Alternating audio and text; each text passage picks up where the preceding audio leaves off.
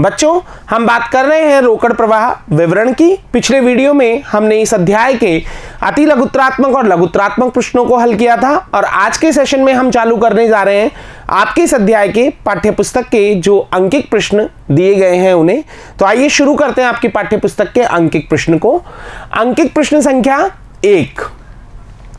31 मार्च 2017 को आनंद लिमिटेड की निवल आय 5 लाख रुपए थी, यानी शुद्ध लाभ जो है वो 5 लाख रुपए है। वर्ष के दौरान हास 2 लाख रुपए था और जो डेप्रिसिएशन लगाया गया है जो कि एक नॉन कैश यानी कि गैर रोकड़ी मद होता है 2 लाख रुपए है। साथ ही साथ परिसंपत्तियां बेचने से 50,000 रुपए का लाभ हुआ है। संपत्तियां बेची गई है और उससे 50,000 रुपए का लाभ हुआ है। वास्तव में इस तरह के लाभ को या इस तरह की विक्रय राशि को निवेश गतिविधि के अंतर्गत दिखाना चाहिए, लेकिन ये लाभ जो है 50,000 रुपए संपत्तियों को बेचने से जो हुआ है वो जरूर शुद्ध लाभ में शामिल है। इस कारण एक बार इसे परिचालन गतिविधि से घटाना होगा।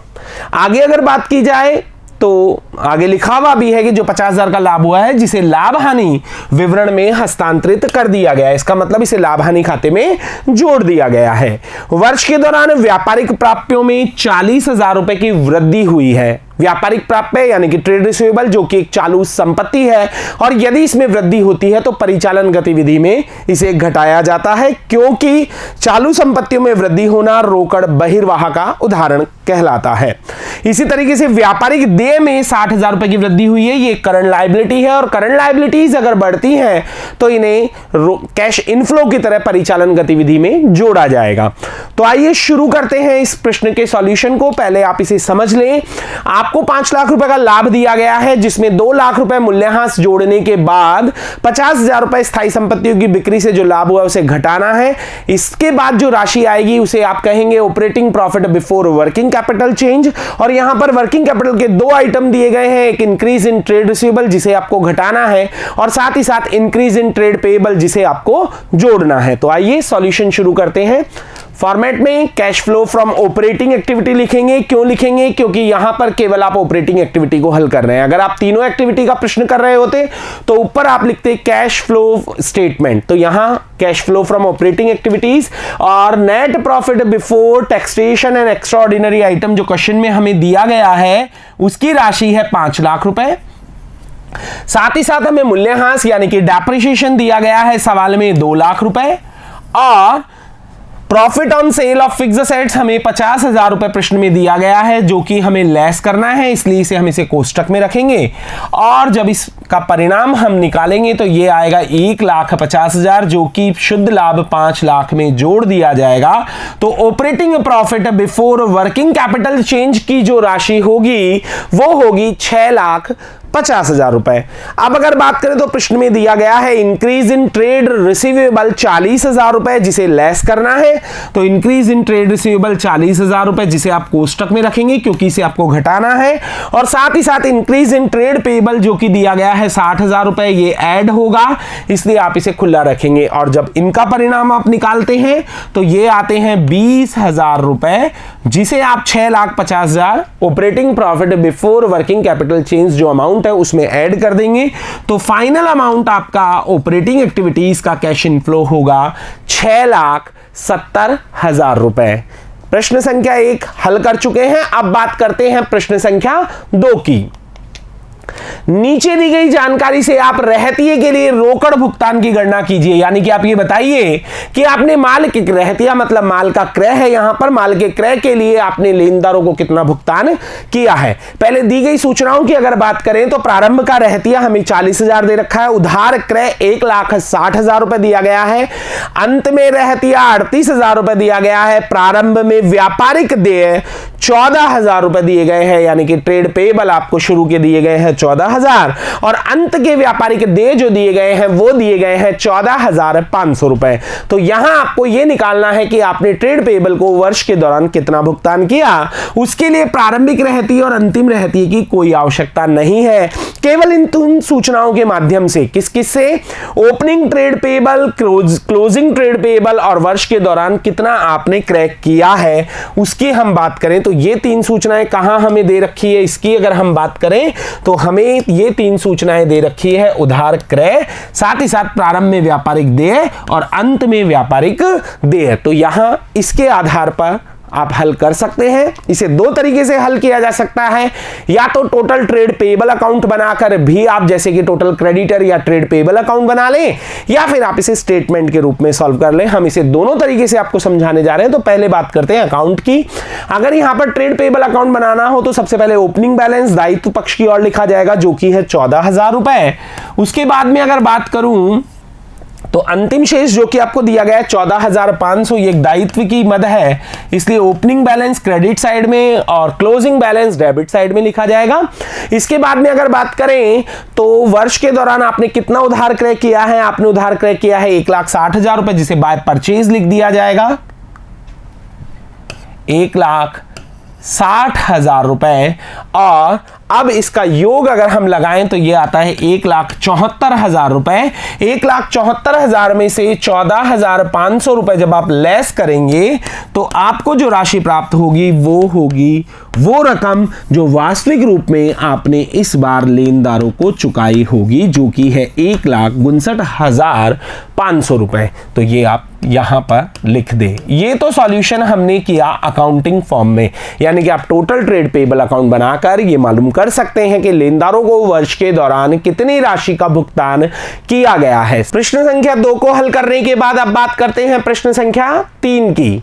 और प्रश्न संख्या 3 यहां पर दिया गया है, नीचे दिए गए प्रत्येक लेन देन के लिए रोकड़ प्रवाह परिकलित कीजिए तथा रोकड़ प्रवाह की प्रकृति बताइए, जैसे कि प्रचालन, निवेश या वित्तीय। जैसा कि आप सभी जानते हैं कि हम रोकड़ प्रवाह विवरण को मुख्यतः 3 भागों में बांटते हैं।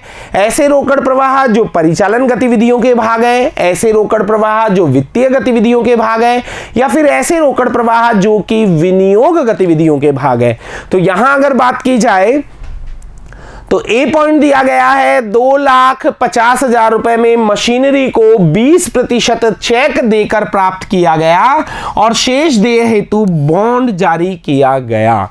बॉन्ड एक दीर्घकालीन दायित्व है जो कि ऋण पत्र के बराबर ही होता है। तो पहली बात ये अच्छी तरह से समझ लीजिएगा कि रोकड़ प्रवाह तभी होता है जब एक खाता गैर चालू हो और एक खाता चालू हो, यानी कि कहने का मतलब है एक खाता रोकड़ एवं रोकड़ तुल्य हो और दूसरा खाता मुख्य तौर पर क्या हो, गैर चालू खाता हो। तो यहां पर 2,50,000 रुपए की मशीनरी खरीदी है, लेकिन 20% ही भुगतान आपने चेक द्वारा किया है। 2,50,000 का 20% जब आप निकालते हैं तो वो आता है 50,000 रुपए, और बाकी 2 लाख रुपए के लिए आपने बॉन्ड दिए हैं जो कि रोकड़ प्रवाह की कैटेगरी में नहीं आएंगे, क्योंकि इससे रोकड़ या रोकड़ तुल्य पर कोई प्रभाव नहीं पड़ेगा। तो यहां सॉल्यूशन की अगर बात करें तो 2,50,000 रुपए की मशीनरी क्रय करके 2,50,000 का 20% अर्थात 50,000 रुपए का भुगतान किया गया है। यह कौन सी गतिविधि होगी, निवेश क्रिया होगी। क्यों? क्योंकि आपने क्या चीज क्रय की है, मशीनरी, और मशीनरी व्यापार के लिए संपत्ति है, इसलिए इसे विनियोग क्रिया या फिर निवेश क्रिया का भाग माना जाएगा। और यह 50,000 रुपए निवेश क्रिया में बहिर्वाह में दिखाए जाएंगे क्योंकि रोकड़ जा रहा है। बाकी जो 2 लाख रुपए के बॉन्ड जारी किए गए हैं उससे रोकड़ प्रवाह नहीं होगा। अगला बिंदु, इन्फोमार्टेक से प्राप्त अंश 2,50,000 रुपए चुकता किया गया और अधिग्रहण के बाद 50,000 का लाभांश प्राप्त हुआ। कोई कंपनी जो कि इन्फोमार्टेक नाम से है, उसके 2,50,000 रुपए के अंश आपके द्वारा क्रय किए गए हैं और साथ ही साथ 2,50,000 रुपए का उसे भुगतान कर दिया गया है। जब हम किसी कंपनी के अंश क्रय करते हैं तो वो हमारे लिए विनियोग होंगे, संपत्ति होंगे। तो पहली बात तो अंश देखते ही कहीं आप इसे वित्तीय गतिविधि मत कर दीजिएगा, क्योंकि कंपनी ने यहां पर अंश जारी किए नहीं है, बल्कि कंपनी ने तो किसी दूसरी कंपनी इन्फोमार्टेक लिमिटेड से अंश क्रय किए हैं। तो पहली बात तो ये विनियोग गतिविधि है। यहां पर भी दूसरी बारीक बात जो है वो ये है कि 2,50,000 रुपए के चुकता अंश आपने क्रय किए, यानी 2,50,000 रुपए देकर अंश क्रय किए, लेकिन उसके कुछ समय बाद ही अंश अधिग्रहण से पूर्व का लाभांश आपको प्राप्त हुआ है। अंश अधिग्रहण से पूर्व का जो लाभांश है वो क्या कहलाता है, अधिग्रहण करने के बाद आपको लाभांश मिला है 50,000 रुपए। तो यहां पर अगर बात करें तो ये जो लाभांश है वो लाभांश विनियोगों की लागत को कम कर देगा। क्यों कम कर देगा? क्योंकि ये अधिग्रहण से पूर्व का लाभांश है। और यहां पर बात की जाए तो प्राप्त कब हुआ है आपको? लाभांश को क्रय करने के बाद। 2,50,000 रुपए के अंश क्रय किए तथा 50,000 रुपए अधिग्रहण से पूर्व का लाभांश मिला।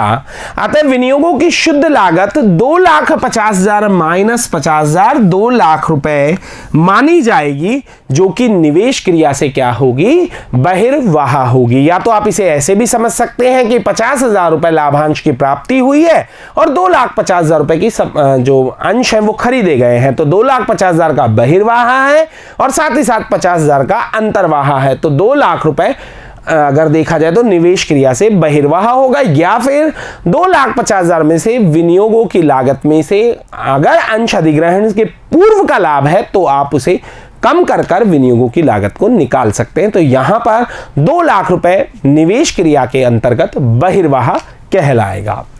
अगला बिंदु है एक मशीन की मूल लागत 2 लाख रुपए। एक मशीन जिसे 2 लाख रुपए में खरीदा गया था, मूल लागत का मतलब जब इसे क्रय किया गया था तब इसे 2 लाख रुपए में क्रय किया गया था, जिसे 1,60,000 रुपए के संचित मूल्यह्रास के साथ 60,000 रुपए में बेचा। यानी कि 2 लाख रुपए की एक मशीन जिस पर अब तक ह्रास लगा चुके हैं 1,60,000 रुपए, तो अब जो इसकी वैल्यू बची वो बची 40,000 और इस 40,000 की निवेश जो संपत्ति या मशीन है उसे 60,000 रुपए में हमने विक्रय कर दिया है, यानी 60,000 रुपए में बेच दिया है। हालांकि इससे होने वाला जो प्रॉफिट है वो ऑपरेटिंग एक्टिविटी में जाकर लेस होगा, लेकिन वो अप्रत्यक्ष गतिविधि की बात है।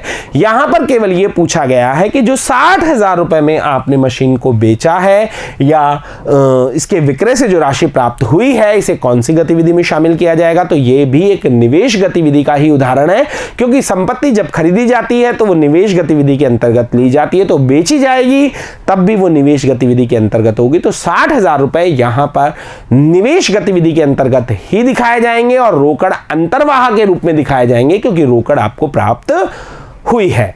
इसी के साथ प्रश्न संख्या 3 भी पूरा होता है। अब बात करते हैं प्रश्न संख्या 4 की।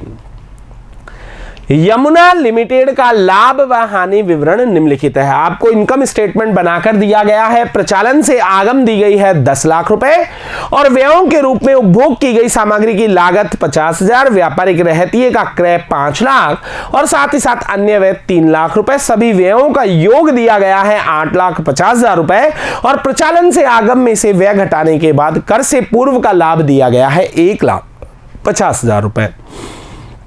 इसके बाद में अतिरिक्त सूचनाएं क्या क्या दी गई हैं? वर्ष के दौरान व्यापारिक प्राप्य जो कि क्या होती है, एक चालू संपत्ति होती है, इसमें 30,000 रुपए की कमी हुई है। जब चालू संपत्ति में कमी होती है तो इसे परिचालन गतिविधि में जोड़ा जाएगा। वर्ष के दौरान पूर्वदत्त व्यय जो कि एक चालू संपत्ति है, इसमें वृद्धि हुई है तो 5,000 रुपए को घटाया जाएगा। वर्ष के दौरान व्यापारिक देय में 15,000 रुपए की वृद्धि हुई है। व्यापारिक देय जो कि करंट लायबिलिटी है और इसमें वृद्धि हुई है तो इसका मतलब पैसा आया है, इसे आपको जोड़ने में लिखना होगा। वर्ष के दौरान 3,000 रुपए के बकाया व्यय जो कि करंट लायबिलिटी है, इसमें भी क्या हुई है, वृद्धि हुई है, तो इसे भी आपको जोड़ने में लिखना होगा। अन्य व्यय में 25,000 रुपए हास के शामिल हैं। ये जो अन्य व्यय आपको नजर आ रहे हैं जिनकी राशि दी गई है 3 लाख रुपए, इसमें 25,000 रुपए डेप्रिसिएशन शामिल है, जबकि डेप्रिसिएशन एक नॉन कैश खर्चा है, इसलिए इसे कैश फ्लो में वापस जोड़ दिया जाता है। तो आइए शुरू करते हैं।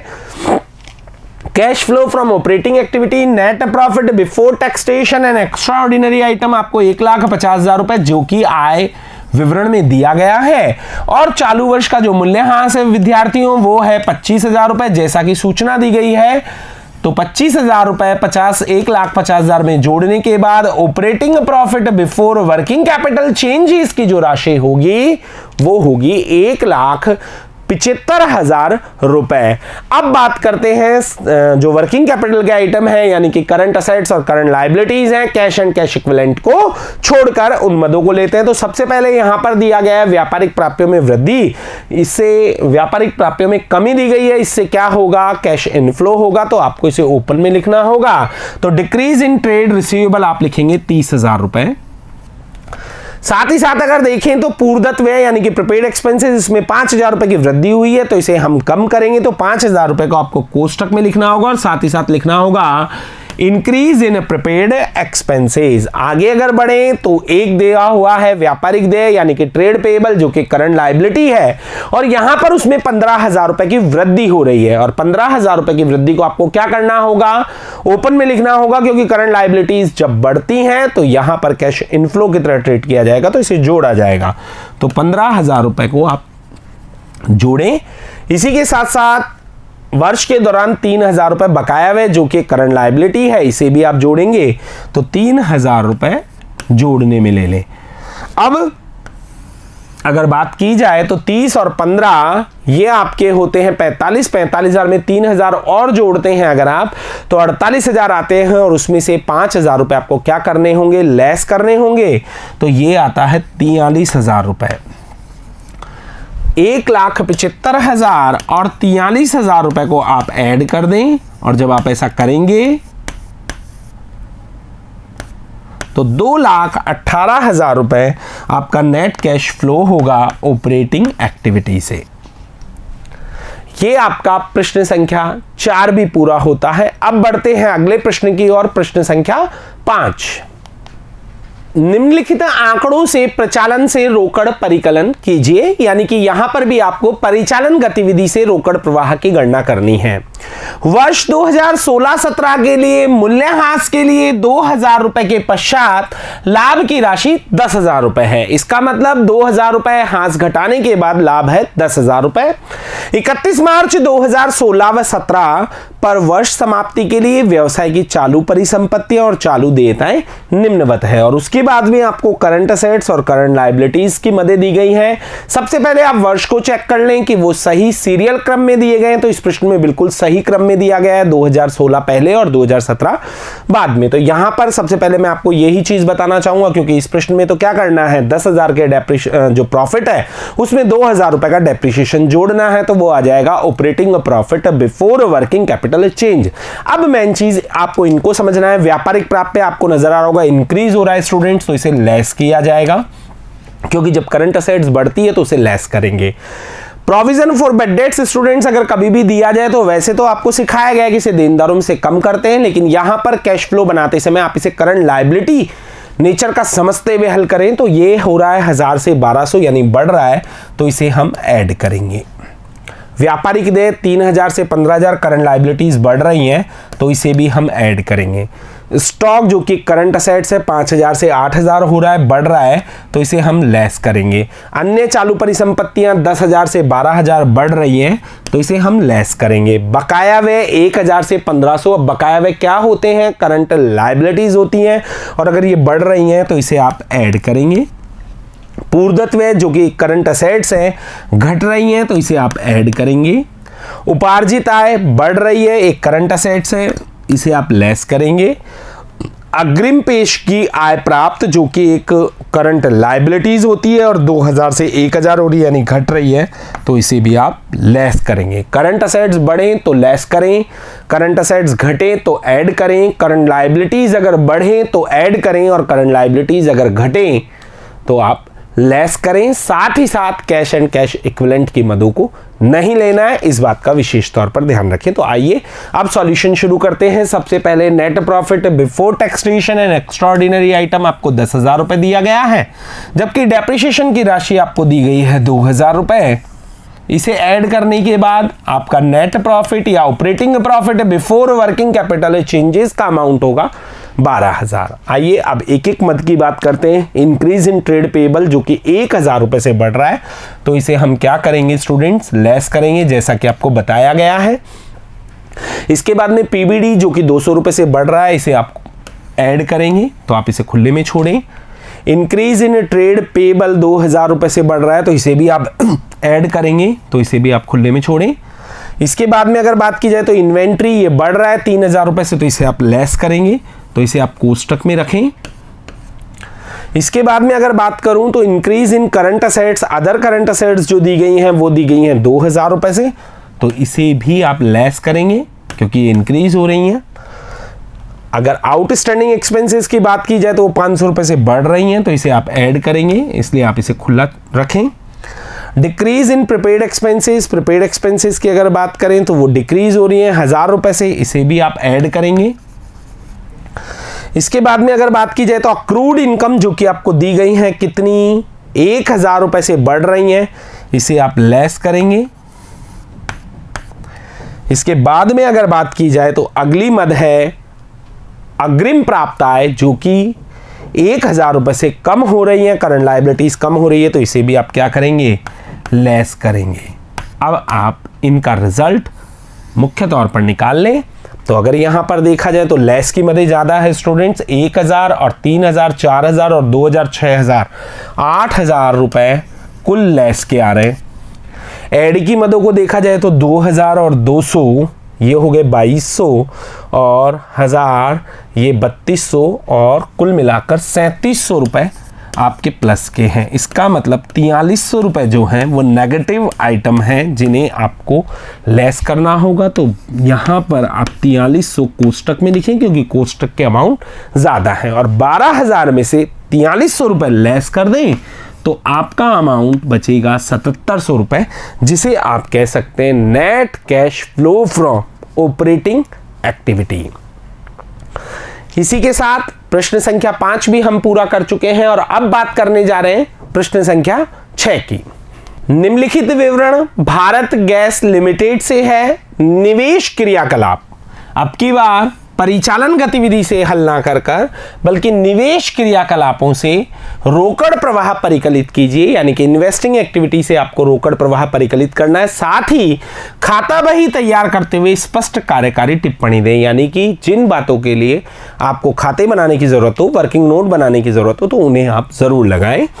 यहां पर आपको परिसंपत्तियों के रूप में गैर चालू परिसंपत्तियों में स्थायी परिसंपत्तियां और उसके अंदर दी गई हैं मूर्त परिसंपत्तियां, जिनकी कीमत प्रथम वर्ष में ईयर उल्टे क्रम में दिए गए हैं। प्रथम वर्ष में 10,20,000 रुपए है और दूसरे वर्ष में इनकी कीमत है 12,40,000 रुपए। अमूर्त परिसंपत्तियां प्रथम वर्ष में 3,80,000 रुपए हैं और दूसरे वर्ष में 4,60,000 रुपए है। साथ ही साथ आपको गैर चालू निवेश दिए गए हैं जिनकी कीमत प्रथम वर्ष में दी गई है 2,60,000 रुपए और बाद के वर्ष में दी गई है 3,60,000 रुपए। इसी के साथ साथ इनके फुटनोट्स बताए गए हैं कि जो मूर्त परिसंपत्तियां हैं उसमें मुख्य तौर पर मशीनरी है जिसकी कीमत 10,20,000 और 12,40,000 रुपए है। अमूर्त परिसंपत्तियां जिनका टोटल स्टूडेंट्स आपको दिया गया है 460 और 380, लेकिन उसमें 2 अमूर्त परिसंपत्तियां मुख्य तौर पर शामिल है, एक तो ख्याति और एक एकस्व। तो इनकी कीमत दी गई है 1 लाख और 3 लाख और साथ ही साथ 280 और 1,60,000 रुपए और टोटल दे रखा है 380 460। इसी के साथ साथ गैर चालू निवेश में 3 तरीके के निवेश दिए गए हैं। दीर्घकालीन निवेश जिनकी कीमत दी गई है 60,000 रुपए एवं 1,60,000 रुपए, भूमि में निवेश 1 लाख एवं 1 लाख रुपए और एमरटेक्स लिमिटेड के अंश हैं 1 लाख एवं 1 लाख रुपए। नीचे कुछ टिप्पणियां हैं। 40,000 रुपए के एकस्व को आप लिखित किया गया और कुछ एकस्व 20,000 रुपए के लाभ पर बेचा गया। दूसरा पॉइंट है 1,40,000 रुपए लागत की एक मशीन जिसमें हांस कितना 60,000 रुपए दिया गया है को 50,000 में बेचा गया और वर्ष के दौरान हांस 1,40,000 रुपए प्रभावित किया गया। तो ये पूरी जो सूचना है वो मशीन से संबंधित है, मशीनरी अकाउंट में दिखाएंगे। ये जो सूचना है वो पेटेंट से संबंधित है, उसे पेटेंट अकाउंट में शामिल करेंगे। तीसरा बिंदु है 31 मार्च 2017 को 1,80,000 के 10% निवेश खरीदे गए और कुछ निवेशों को 20,000 रुपए के लाभ पर बेचा गया। निवेशों पर 31 मार्च 2017 को ब्याज प्राप्त किया गया है। तो ये निवेशों से संबंधित है। तो यहां पर आपको मुख्य तौर पर 3 अकाउंट बनाने होंगे। बाकी मदों को आप कंपैरिजन कर भी ले सकते हैं, लेकिन जिनकी विशेष तौर पर नीचे सूचना दी गई है जैसे कि पेटेंट, मशीन अकाउंट और साथ ही साथ 10% निवेश अकाउंट जो है दीर्घकालीन निवेश, इन 3 अकाउंट्स को आपको तैयार करना होगा। तो आइए इन अकाउंट्स को ही पहले तैयार कर लेते हैं। सबसे पहले हम बात करते हैं पेटेंट अकाउंट की। पेटेंट पर यहां पर हमें ओपनिंग बैलेंस जो दिया गया है वो 2,80,000 रुपए दिया गया और क्लोजिंग बैलेंस जो दिया गया है वो 1,60,000 रुपए दिया गया है। और सूचनाएं इसमें दी गई हैं। अंशों पर एमर टैक्स लिमिटेड से 10% की दर से लाभांश प्राप्त किया गया है, उसे आप शामिल कर लेंगे, इसके लिए अकाउंट की जरूरत नहीं है। और निवेश के लिए एक भूखंड का क्रय किया और उसे व्यावसायिक कार्य के उद्देश्य के लिए किराए पर देकर किराए के 30,000 रुपए प्राप्त किए। ये 30,000 रुपए इनफ्लो में शामिल कर लिए जाएंगे, क्योंकि संपत्ति आपने किराए पर चलाई है तो उससे होने वाली आय निवेश क्रिया में शामिल की जाएगी। लेकिन मुख्य तौर पर अकाउंट यहां पर 3 ही बनाने होंगे, पेटेंट अकाउंट, मशीनरी अकाउंट और साथ ही साथ 10% इन्वेस्टमेंट अकाउंट। तो सबसे पहले हम बात करना चाहेंगे पेटेंट अकाउंट की। पेटेंट अकाउंट को बनाने के लिए हमारे पास ओपनिंग बैलेंस जो दिया गया है वो दिया गया है 2,80,000 रुपए और क्लोजिंग बैलेंस 1,60,000 रुपए। संपत्ति है इसलिए ओपनिंग बैलेंस डेबिट में लिखा जाएगा और क्लोजिंग बैलेंस जो लिखा जाएगा वो क्रेडिट में लिखा जाएगा। सूचनाएं पेटेंट के संबंध में 40,000 रुपए के एकस्व को अपलिखित किया और कुछ एकस्व 20,000 के लाभ पर बेचा गया। 40,000 का पेटेंट जो है वो आपने अपलिखित किया है, तो यहां पर आप 40,000 रुपए बाय प्रॉफिट एंड लॉस लिखेंगे, क्योंकि 40,000 रुपए के पेटेंट को अपलिखित करने की जर्नल प्रविष्टि होगी profit and loss statement account debit to patent. अब कितने में पेटेंट बेचा है ये सूचना हमारे पास नहीं है, लेकिन हमें यह पता है कि 20,000 के लाभ पर बेचा है, तो 20,000 के लाभ की प्रविष्टि कर दीजिए, जिसकी एंट्री होगी patent account debit to profit and loss. तो यहां पर आ जाएगा 20,000 रुपए। अब अंतर की राशि से आप आसानी से निकाल सकते हैं कि आपने कितना पेटेंट बेच दिया। इधर का टोटल 3 लाख आ रहा है जबकि इधर का 2 लाख ही आ रहा है, तो ये आ जाएगा 1 लाख रुपए, यानी कि आपने 1 लाख रुपए में पेटेंट को बेचा है और उस पर 20,000 का लाभ कमाया। तो वास्तव में जो पेटेंट बेचा है उसकी लागत 80,000 रुपए है, लेकिन यहां पर हमें निवेश क्रिया से रोकड़ अंतर प्रवाह 1 लाख रुपए ही दिखाना होगा। बाकी मदें कोई भी इससे रिलेटेड नहीं है, सिर्फ 1 लाख रुपए आपको लेना है पेटेंट सेल के नाम से। अब बात करते हैं मशीन अकाउंट की। मशीन के लिए ओपनिंग बैलेंस हमें देखना होगा। मशीनरी का ओपनिंग बैलेंस है 10,20,000 रुपए और क्लोजिंग बैलेंस है 12,40,000 रुपए। तो मशीन के ओपनिंग बैलेंस 10,20,000 रुपए और क्लोजिंग बैलेंस 12,40,000 रुपए। इन्हें लिखने के बाद सूचनाओं को हम पढ़े मशीन से संबंधित, तो मशीन से संबंधित यहां सूचना दी गई है 1,40,000 रुपए की एक मशीन जिसमें 60,000 रुपए हाथ लगा दिया गया है। 1,40,000 रुपए की मशीन थी, जब आपने क्रय की थी इसे आपने प्रयोग में लिया और इस पर 60,000 रुपए का हाथ लगा दिया, तो आज उसकी वैल्यू है 80,000 और 80,000 की मशीन को आपने कितने में बेचा? 50,000 में बेचा। इसका मतलब 30,000 रुपए का नुकसान हुआ, घाटा हुआ, तो उसके संबंध में क्या जर्नल प्रविष्टि की जाएगी? दोनों जर्नल प्रविष्टि आपको बता देते हैं।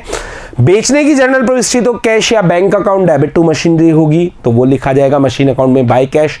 और घाटे की एंट्री होगी पीएनएल अकाउंट या profit and loss statement account debit to machinery, तो वो भी लिखा जाएगा बाय पीएनएल। तो यहां अगर बात करें हम तो बैंक में तो लिख दीजिए 50,000 रुपए और बाय पीएनएल में लिख दीजिए आप 30,000 रुपए। 30,000 का घाटा आपको हुआ है। कैसे हुआ फिर से बता दूं, 1,40,000 में से 60,000 रुपए हाथ के घटा दीजिए, क्योंकि आज तक का हाथ उस मशीन पर 60,000 रुपए है, तो उसकी जो कीमत आज की आती है वो आती है 80,000 रुपए।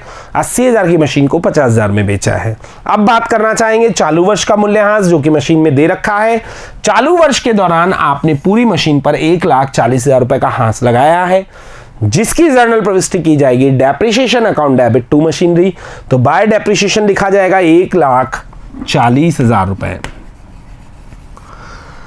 अंतर की राशि निकाल लें, उससे आपको पता चल जाएगा कि आपने कितनी मशीनरी का क्रय किया है। तो 12,40,000 में आपको जोड़ना होगा 80 और 1,40, इनका टोटल आता है 2,20,000 रुपए।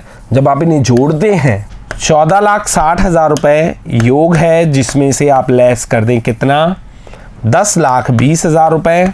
और जब आप ऐसा करते हैं तो ये कीमत निकल कर आती है 4,40,000 रुपए। इसका मतलब आपने 4,40,000 रुपए की मशीनरी को क्रय किया है। अगर इस खाते की मैं बात करूं तो इसमें से आप कौन कौन सी मद है जो कैश फ्लो में दिखाएंगे, तो आइए उनकी बात करते हैं। यहाँ पर 50,000 रुपये की मशीन को आपने बेचा है और साथ ही साथ 4,40,000 की मशीन को आपने क्रय किया है। ये दोनों ही मदें कैश फ्लो स्टेटमेंट में शामिल की जाएंगी। अब बात करते हैं 10% इन्वेस्टमेंट अकाउंट की, तो उसका ओपनिंग बैलेंस आपको देखना होगा पहले। तो यहाँ पर 10% जो इन्वेस्टमेंट है उनका ओपनिंग बैलेंस दिया गया है 60,000 रुपये और क्लोजिंग बैलेंस दिया गया है 1,60,000 रुपये। संपत्ति की मद है ओपनिंग बैलेंस 60,000 और क्लोजिंग बैलेंस 1,60,000। इसके संबंध में जो सूचनाएं दी गई है पहले उनकी बात करते हैं। तो यहाँ पर 31 मार्च 2017 को 1,80,000 रुपये के 10% निवेश और खरीदे हैं और कुछ निवेशों को 20,000 के लाभ पर बेचा गया है। तो आइए, निवेश खरीदने की एंट्री होगी investment account debit to bank 1,80,000। साथ ही साथ आपने कुछ निवेश बेचे हैं, लेकिन यहाँ पर ये नहीं बताया गया है कि कितने में बेचे गए हैं, लेकिन ये बताया गया कि उन्हें 20,000 के लाभ पर बेचा है। लाभ की एंट्री होगी investment account debit to profit and loss या प्रॉफिट एंड लॉस स्टेटमेंट। इसका टोटल आता है स्टूडेंट्स 2,60,000 रुपये।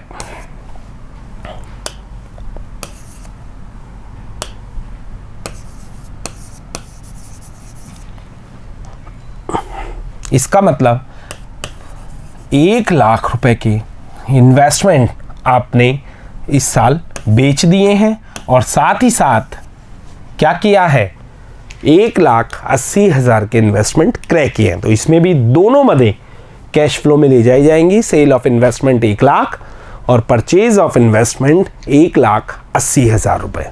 चलिए अब शुरू करते हैं cash flow statement. Sale of patent जो कि आपने मालूम किया है स्टूडेंट्स, कितना आपने मालूम किया है 1,00,000 रुपए, तो सेल ऑफ पेटेंट आप 1,00,000 रुपए लिखें।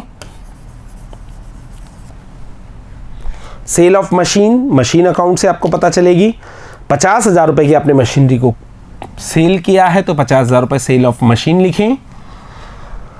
सेल ऑफ इन्वेस्टमेंट, वो इन्वेस्टमेंट से पता चलेगा 1,00,000 रुपए के इन्वेस्टमेंट आपने सेल किए हैं, 1,00,000 रुपए ये लिखें।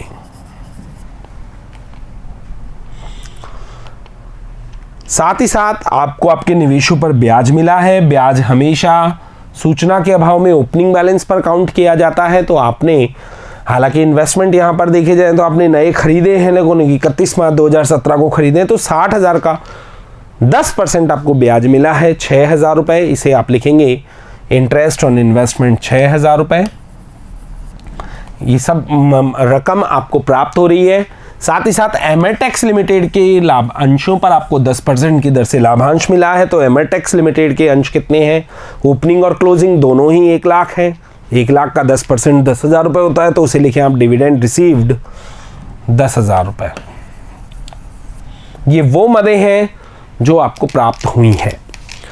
साथ ही साथ यहाँ पर संस्था ने एक भूमि क्रय की है और उस भूमि के को क्रय कर साथ ही साथ कहाँ पर चलाया है, किराए पर चलाया। उस किराए से कितनी आय प्राप्त हुई है, 30,000 रुपये। कितने में क्रय की ये नहीं बताया गया है, वरना उसे भी शामिल किया जाता। तो 30,000 रुपये रेंट की इनकम को आप लिखें, ये भी इन्वेस्टिंग एक्टिविटी की ही इनकम मानी जाएगी।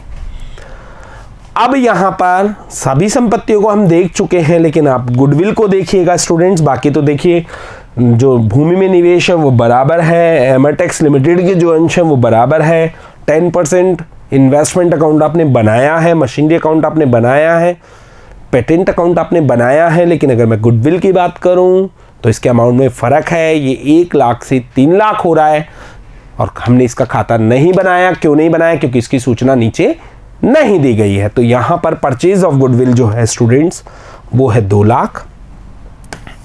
इसे आप कोष्टक में रखें क्योंकि कैश आउटफ्लो है। परचेज ऑफ मशीनरी की अगर बात की जाए तो 4,40,000 रुपए की मशीनरी आपने परचेज की है।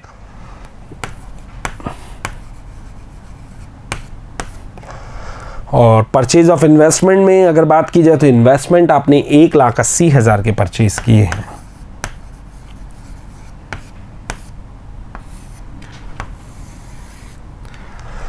इन सभी का फाइनल रिजल्ट जब आप निकालते हैं तो वो आता है 5,24,000 रुपए, जो कि नेगेटिव है तो आप इसे कोष्टक में रखें और साथ ही साथ लिखें नेट कैश आउटफ्लो, क्योंकि नेगेटिव आ रहा है इसलिए net cash outflow from investing activity. इसी के साथ प्रश्न संख्या 6 पूरा होता है। आगे के भाग में बात करेंगे आगे के अंकित प्रश्नों की, तब तक के लिए धन्यवाद।